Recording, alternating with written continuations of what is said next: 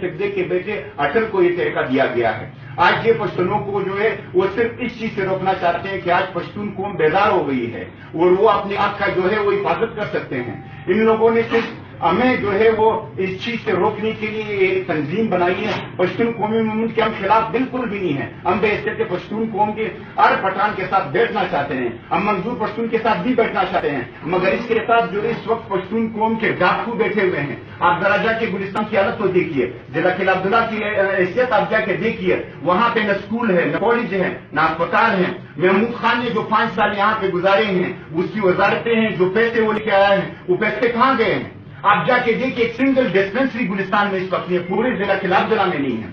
पिछले आप जाके देखिए, नादरा का जो ऑफिस है वो तकरीबन जो है वो 3 फीट तक जो है वो ऑफिस गिर चुका है।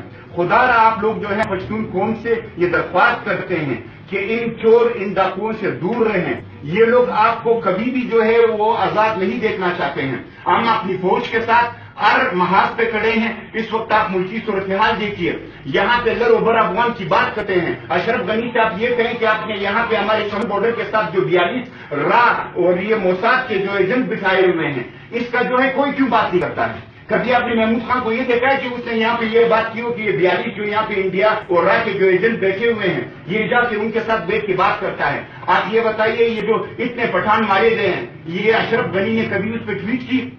एक लड़का है, कोई अदाकार है, वो मरा है और उसके ऊपर आपने ये ट्वीट की है कि ये पश्तून कौम के साथ ज्यादती हो रही है। आपके मुल्क में भी तो पश्तून के साथ ज्यादती हो रही है। आप जाके देखिए जरा अफगानिस्तान में क्या हालत पश्तूनों की जो है। आप जाके जो है शुमाल की हालत देखिए, हजारा ताजिक उज़्बेक की हालत देखिए, उनकी कहां तक जो है वो खुद मुख्तारी है और पश्तून कौम की खुद मुख्तारी कहां तक है। यहाँ पे जो है आप यहाँ से लेके चमन बार्डर से लेके आप जाके देखिए बलोच के इलाके में, ये सब इन लोगों के जो है वो प्रोपेगेंडे हैं। हमें तबाह बर्बाद करना चाहते हैं। पश्तून कौम को इन्होंने 70 सालों से तबाह बर्बाद किया है। जिस तरह समद खान ने नेब को तोड़ के जो है वो हालात पैदा किया, आज महमूद खान चकदे यही चाहता है, ये खाना जंगी कराना चाहते हैं। हम इसकी पुरजोर मजम्मत करते हैं।